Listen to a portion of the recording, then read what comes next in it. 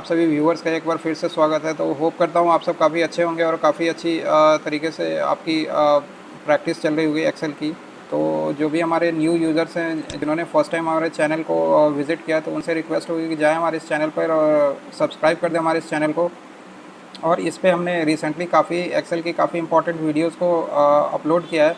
तो जाएँ हमारे वीडियोस को देखें one by one without skipping, because अगर आप स्किप करते हो तो आप उस मेथड से या फिर जो भी प्रोसेस हमने इसमें डिफ़ाइन किया है उसको आप सही से एक्सप्लोर नहीं कर पाते हो, तो फिर वो आपके लिए प्रॉब्लमेटिक हो जाती है। इसलिए पूरे वीडियोस को पूरी वीडियोस को स्टार्टिंग से एंड तक देखें, वो आपके लिए काफ़ी हेल्पफुल है।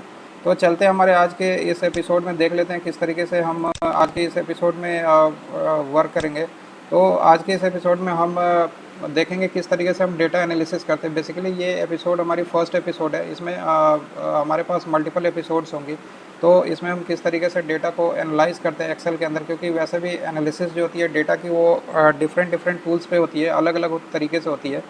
जैसा कि आपने देखा होगा अभी रिसेंटली मार्केट्स में काफ़ी तरीके की टूल्स है वो चली हुई है। तो अभी बेसिकली जो अभी हमने एक्सेल के कंटेंट्स से रिलेटेड अभी वीडियोस को अपलोड किया है, तो इसलिए मैं अभी ये डेटा की एनालिसिस अभी एक्सेल के अंदर ही स्टार्ट करेंगे, ये किस तरीके से परफॉर्म करते हैं हम अपने एनालिसिस को। ठीक है, तो डेटा एनालिसिस बेसिकली होता क्या है।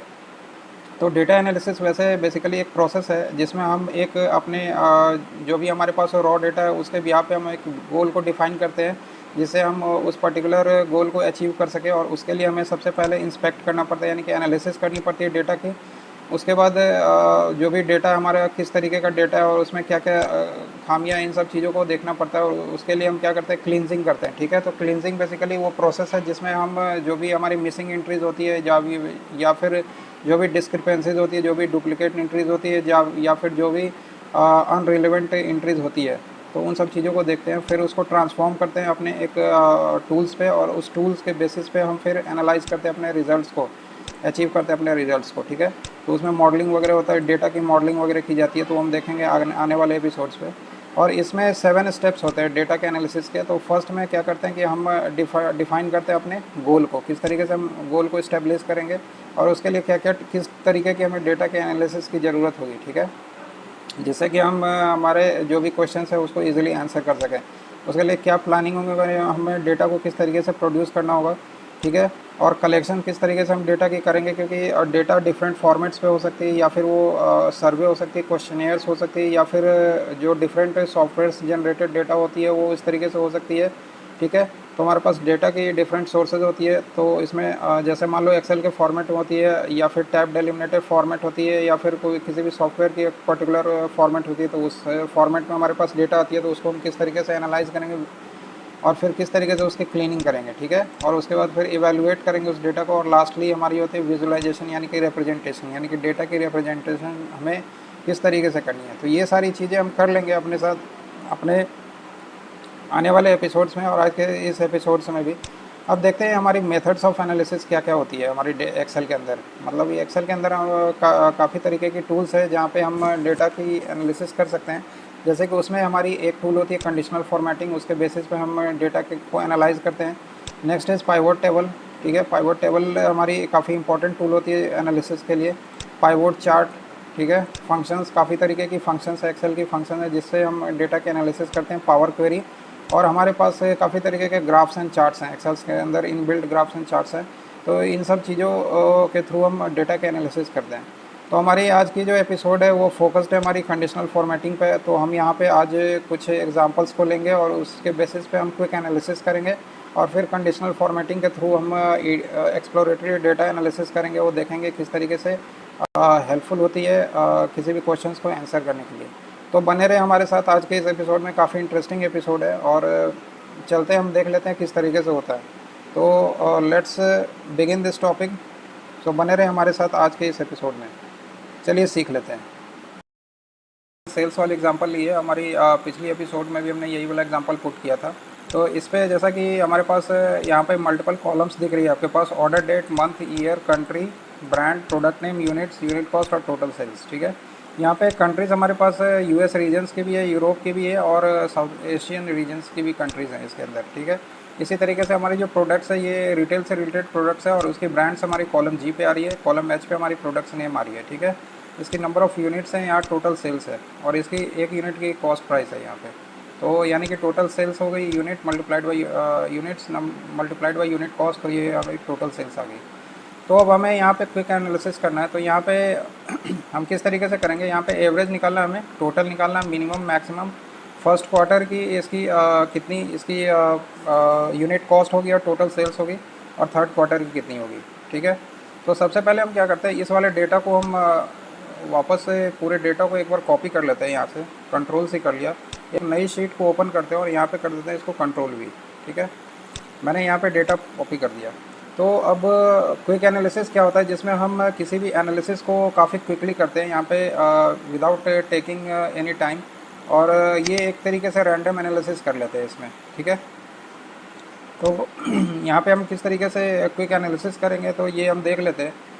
और यहाँ पे मैं थोड़ा सा इसका जो है ये साइज़ बढ़ा देता हूँ फील्ड्स का, जिससे ये फील्ड्स आपकी काफ़ी इजीली हो। तो अब अभी हमने अपने डेटा के हेडर्स को भी थोड़ा सा बोल्ड कर दिया यहाँ पे इसकी हेडर्स को मैं थोड़ा सा हाईलाइट कर दूँ, जिससे इसकी हेडर्स की इन्फॉर्मेशन ईज़िली यहाँ पे दिख सके। तो अब हमारे पास डेटा आ गई है, ठीक है। तो हमें डेटा एनालिसिस के लिए सबसे इजी क्या होता है कि हमें अपने डेटा को सबसे पहले अपने टेबल में कन्वर्ट करना है, ठीक है। उसके बाद हम इसकी एनालिसिस करेंगे। टेबल में कन्वर्ट करने से क्या होता है कि कोई भी एग्जांपल्स अगर हम पुट करते हैं तो वहाँ पे अपने को फार्मूला लगाने में और वैल्यूज़ को क्विकली एनालाइज करने में काफ़ी हेल्प मिलती है।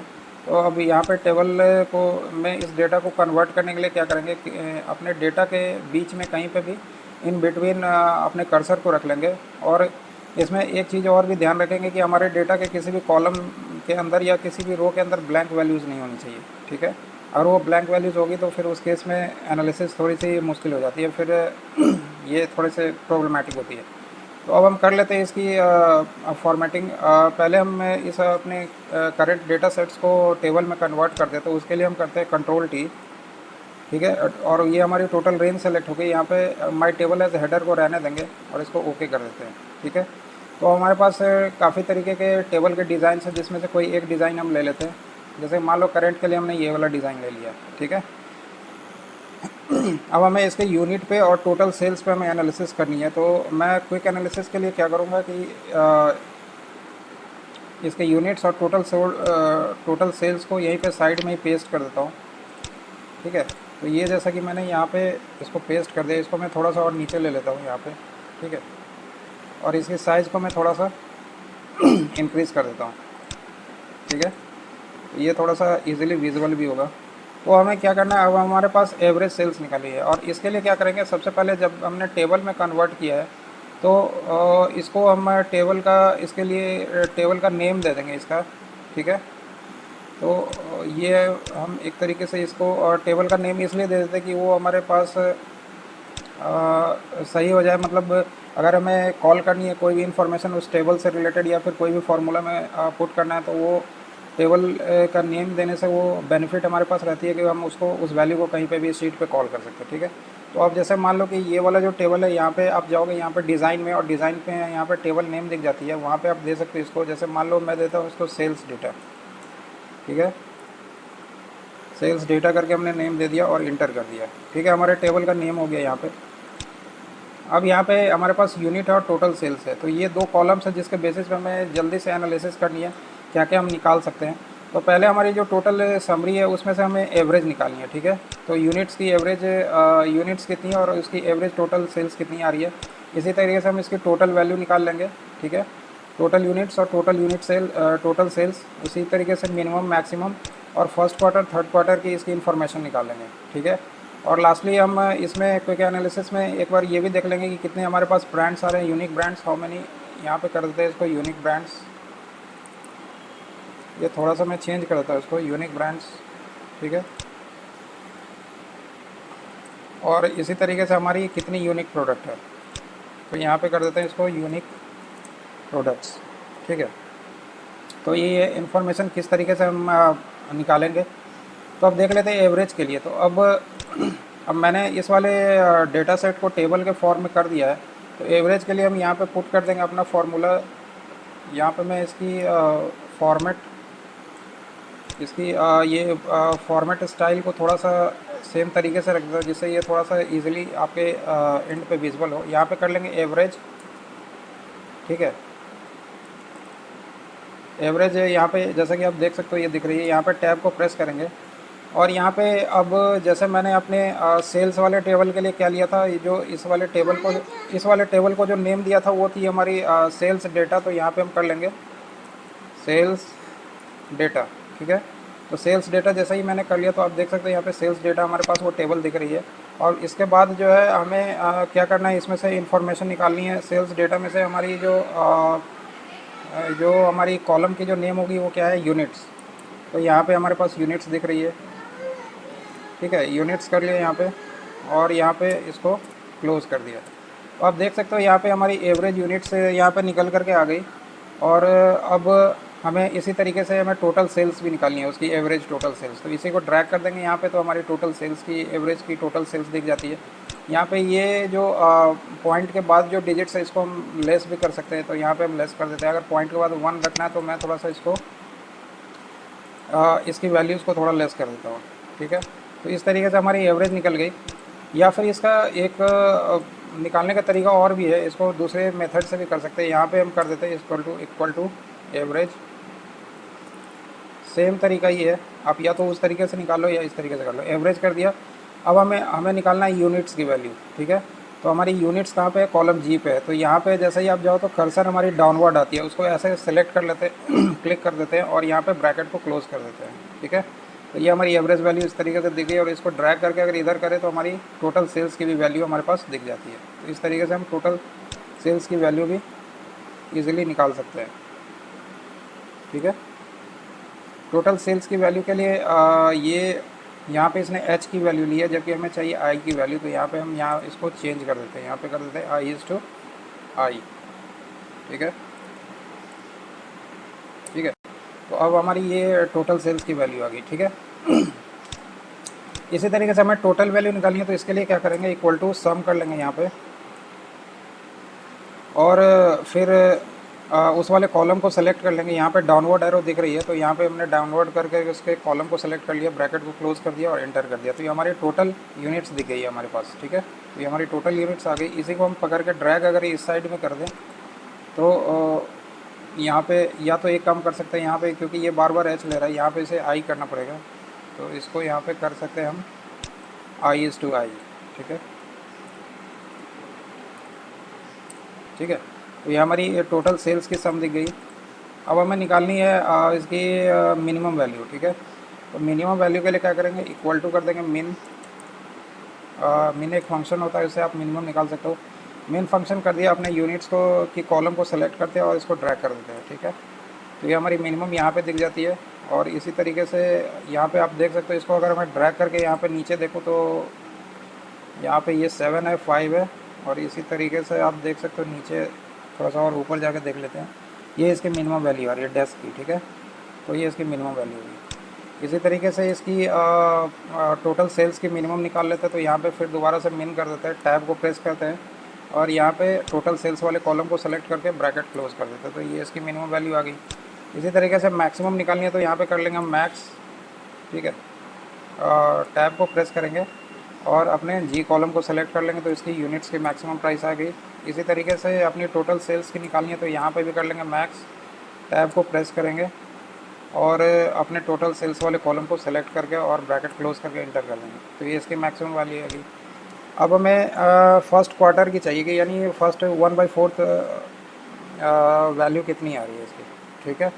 तो उसके लिए हम क्या करेंगे, इक्वल टू कर देंगे यहाँ पे यूनिट्स के लिए। यहाँ पे एक फार्मूला होता है परसेंटाइल, ठीक है, परसेंटाइल डॉट EXE, ठीक है। इसको एक बार सेलेक्ट कर लेते हैं, टैब प्रेस कर देते हैं और यहाँ पे यूनिट्स के लिए कर लेते हैं।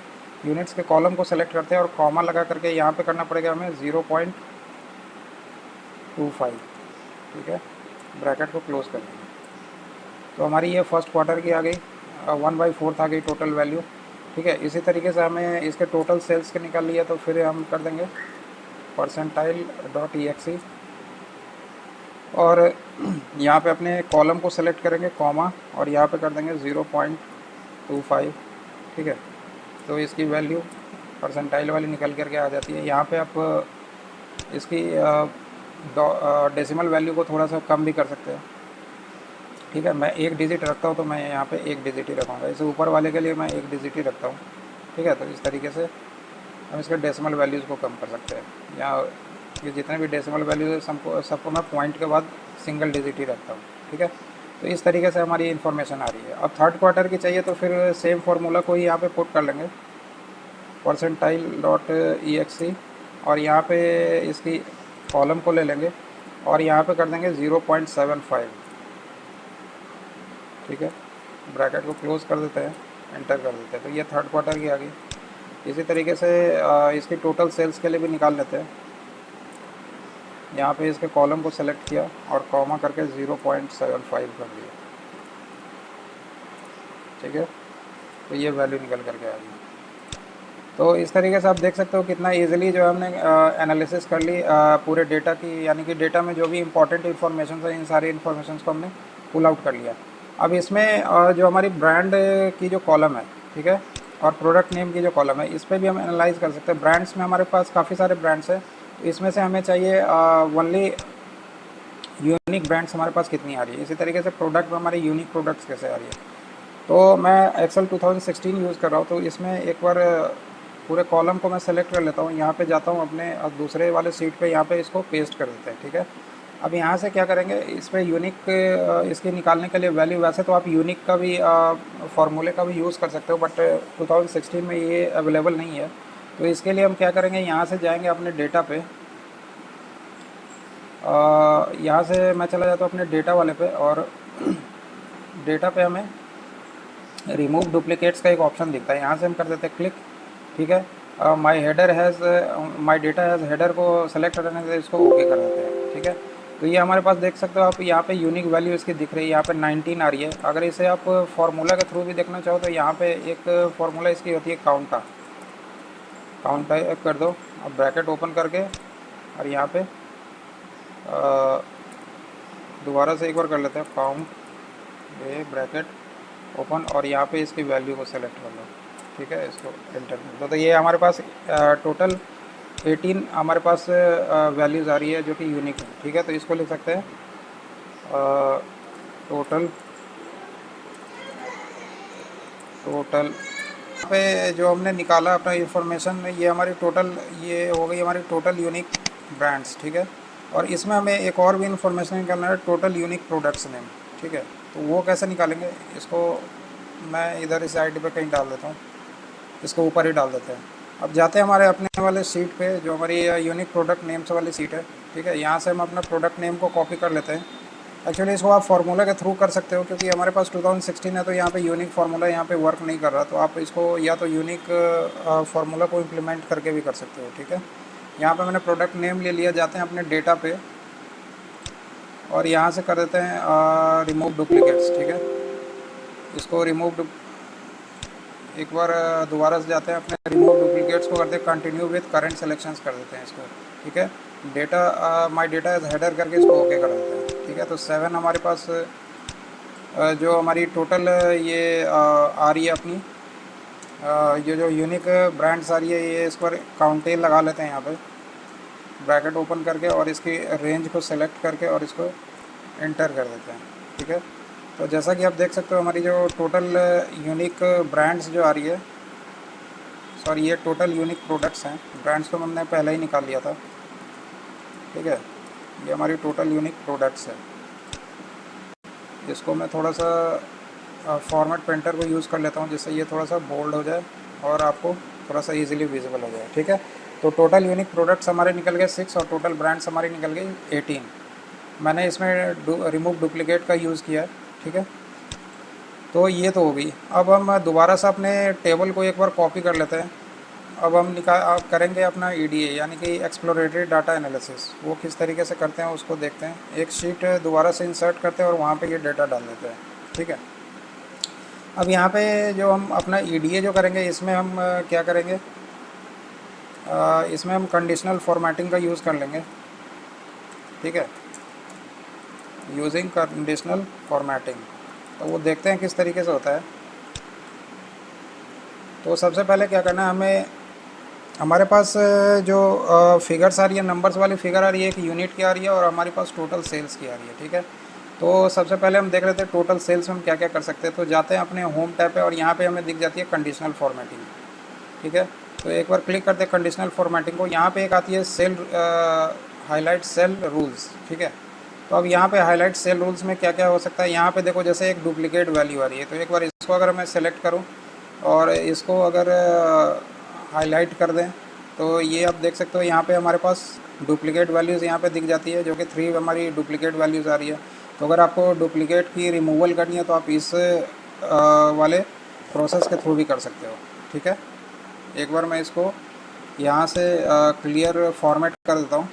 एक बार दोबारा से करते हैं इसको, कंडीशनल फॉर्मेटिंग में गए, हाईलाइट सेल रूल्स और यहाँ पे डुप्लीकेट वैल्यूज़, ठीक है।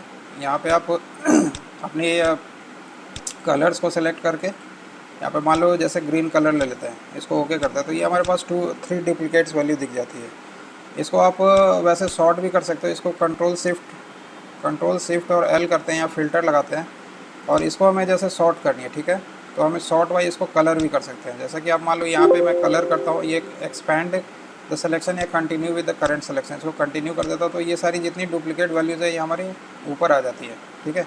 तो इस तरीके से आप इसको कर सकते हैं, ठीक है। तो अब एक बार फिर से दोबारा इसकी फॉर्मेटिंग को क्लियर करते हैं और देख लेते हैं इसमें क्या क्या होती है, क्या क्या ऑप्शंस हो सकती है। एक तो ये हो गया। अब जो हमने जो एनालिसिस वगैरह जो करी है इसमें हमने क्या क्या किया है, यहाँ पे हमने एवरेज जो है एवरेज वैल्यू निकाली है। तो अब हम देखते हैं हमारे जो टोटल एवरेज सेल से ऊपर कितनी फिगर आ रही है और उससे नीचे कितनी फिगर्स आ रही है। तो ये सारी चीज़ें हम कर सकते हैं, इसको देख लेते हैं किस तरीके से होता है।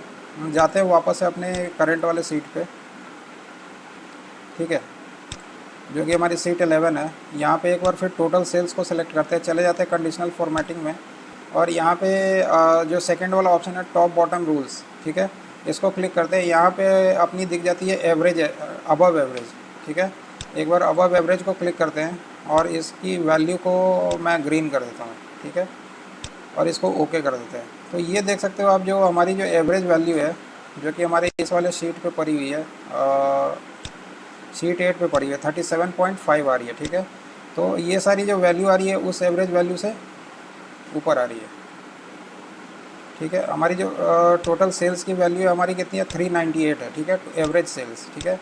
तो ये जितनी भी वैल्यूज़ हमारी है ये सारी जो है 398 से ऊपर की वैल्यूज़ है। इसको अगर आपको एक साथ करना है तो यहाँ पे दोबारा से इसमें क्लिक करेंगे और यहाँ पे कंट्रोल शिफ्ट एल करके इसको एज अ फ़िल्टर कर लेंगे। यहाँ पे जाएंगे, क्लिक करेंगे उसके ड्रॉप डाउन पे और सॉर्ट एज कलर करना है और इसको कर देंगे continue with the current selection. तो ये आप देख सकते हो ये सारी जितनी एवरेज अबव वैल्यू वाली है ये सारी यहीं पे आपकी हाईलाइट हो जाती है और यहीं पे दिख जाती है, ठीक है। एक बार कंट्रोल जेड करते हैं, ठीक है, और इसको एक बार क्लियर कर देते हैं यहाँ से। अब इसमें देखते हैं और क्या हो सकता है। तो यहाँ पे वापस जाते हैं कंडीशनल फॉर्मेटिंग पे, सेकंड वाले ऑप्शन को सेलेक्ट करते हैं और यहाँ पे देख लेते हैं बिलो एवरेज। तो बिलो एवरेज के लिए यहाँ पे जैसे रेड कलर आ रही है तो सेम उसी तरीके से आप इसको देख सकते हो। और इसकी अगर सॉर्टिंग करनी है तो दोबारा से आप यहाँ पे डेटा पे जाके इसको फ़िल्टर लगाओगे और यहाँ से एक्सपेंड करके सॉर्ट कलर एज, जो भी कलर है आपकी उसी कलर से सॉर्टिंग करके और continue with the current selection करके इसको ओके कर दो।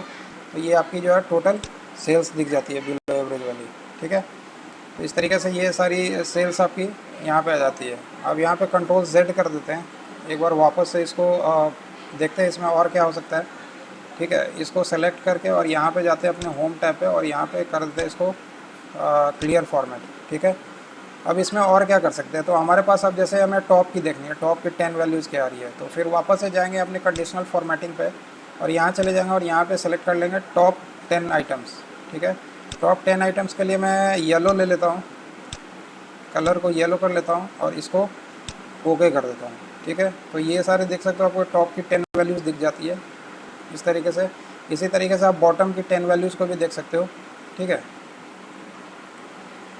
इसको फ़िल्टर अप्लाई करके और यहाँ पे इसको सॉर्ट कर देते हैं और ये कंटिन्यू कर देते हैं अपने करंट सिलेक्शन पे। तो हमारी ये टॉप की वैल्यूज़ दी गई, ठीक है। इसी तरीके से ये सारी जो होगी इधर ये बॉटम की वैल्यूज़ हो गई, ठीक है। बॉटम की 10 वैल्यूज़ देखनी है तो यहाँ पे हम वापस से इसको क्या करते हैं, यहाँ पे कंट्रोल जेड कर लेते हैं एक बार, ठीक है, और यहाँ पे इसकी फॉर्मेट को क्लियर कर देते हैं और इसकी बॉटम वैल्यूज़ देखनी है। तो यहाँ पे वापस से कंडीशनल फॉर्मेटिंग लगाओ और यहाँ से इसकी बॉटम की 10 वैल्यूज़ देखनी है। तो यहाँ पे बॉटम 10 कर देते हैं, ठीक है, और ये ओके कर देते हैं। तो ये हमारी बॉटम 10 वैल्यू दी जाती है। इसी तरीके से अब हमें यूनिट कॉस्ट पे करनी है। तो अब यहाँ पे क्या करना है कि हमें डेटा लेवल्स, डेटा हमारे पास जो है यहाँ पे डेटा बार्स है, ठीक है। तो डेटा बार का भी आप यूज़ कर सकते हो यहाँ पे, ठीक है। तो जैसे मान लो यहाँ पे इस वाले केस में मैं कुछ डेटा बार्स का यूज़ करता हूँ। जैसे मान लो ये वाला डेटा बार मैंने यूज़ किया, ठीक है, इस तरीके से। अब इसमें क्या करना है, हमें इसको असेंडिंग टू डिसेंडिंग दिखाना है मुझे। तो ये मैंने अब फ़िल्टर को अप्लाई किया, ठीक है, और यहाँ पे सॉर्ट बाय कलर है, ठीक है, और यहाँ पे नंबर फ़िल्टर्स है, ठीक है। अब यहाँ पे इसको आप लार्जेस्ट टू स्मॉलेस्ट भी कर सकते हो या स्मॉलेस्ट टू लार्जेस्ट। मैं लार्जेस्ट टू स्मॉलेस्ट करता हूँ इसको और इसको कंटिन्यू कर देता हूँ। तो आप देख सकते हो ये जितनी भी वैल्यूज़ है हमारे, जो लार्जेस्ट वाली वैल्यू है ये ऊपर आ गई, और जैसे आप नीचे जाओ तो इसकी बार की जो कलर है वो नीचे मिनिमाइज़ होती जाती है और सबसे मिनिमम वैल्यू नीचे दिख जाती है, ठीक है।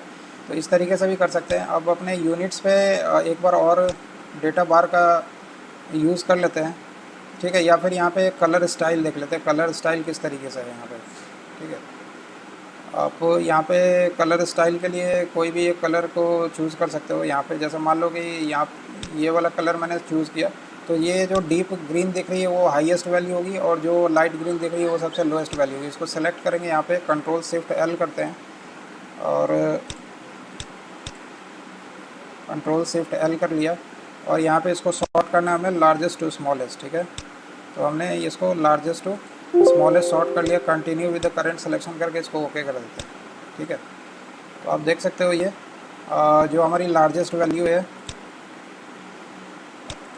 जो लार्जेस्ट वैल्यू है और वो डीप ग्रीन में दिख रही है, और जो स्मॉलेस्ट वैल्यू वो बिल्कुल लाइट होती जा रही है और ये बिल्कुल ही सबसे लास्ट में वाइटिश में दिख रही है। तो इस तरीके से आप डेटा बार का भी यूज़ कर सकते हो और इसकी कलर शेडिंग वगैरह कर सकते हो इस तरीके से, ठीक है। इसमें इसको कंट्रोल जेड करके इस पर एक चीज़ और भी कर सकते हैं। यहाँ पे कंट्रोल जेड कर दिया यहाँ पे, और इसकी मैंने यहाँ से क्या कर दी, क्लियर फॉर्मेट कर दी, ठीक है। अब यहाँ पे एक चीज़ और है, यहाँ पे इसको सेलेक्ट करते हैं, अब जाते हैं कंडीशनल फॉर्मेटिंग पे, ठीक है। यहाँ पे आइकन सेट्स वगैरह होती है, आइकन आप किस तरीके की यहाँ पे आइकन आपको लेनी है, ठीक है। यहाँ पे कुछ शेप्स वगैरह दी हुई है, इंडिकेटर्स दी हुई है, किस तरीके से आप इंडिकेटर का यूज़ करोगे, ठीक है। तो ये सारे यहाँ पे रेटिंग्स वगैरह भी है, किस तरीके से रेटिंग्स लगानी है। जैसे मान लो मैंने ये स्टार रेटिंग ले ली, ठीक है। तो जो रेटिंग हाईएस्ट हमारी है तो वो बिल्कुल ही बोल्ड से दिखती है, और जो लाइट वाली है वो बिल्कुल लाइट से दिखती है, ठीक है। तो इस तरीके से आप डिफरेंट स्टाइल्स को यूज़ कर सकते हो और कंडीशनल फॉर्मेटिंग को यूज़ करके अपने एक्सप्लोरेटरी डेटा एनालिसिस कर सकते हो। तो होप आज के लिए इतना ही था और आपको आज की टॉपिक इंटरेस्टिंग लगी होगी, और नेक्स्ट आने वाले एपिसोड्स में हम डिस्कस करेंगे अपनी डेटा एनालिसिस को किस तरीके से हम नेक्स्ट लेवल पे ले जाते हैं, मतलब इसे पाइवट टेबल के थ्रू और पाइवट चार्ट्स के थ्रू किस तरीके से करते हैं, और फिर इसको नेक्स्ट लेवल पे किस तरीके से इस पे वर्क करेंगे। तो आप बने रहे हमारे साथ आज के इस एपिसोड में, और बने रहे हमारे साथ इस चैनल पे और देखते रहे हमारी ये videos. So thank you so much, have a nice day, bye bye, take care, जय हिंद, जय भारत।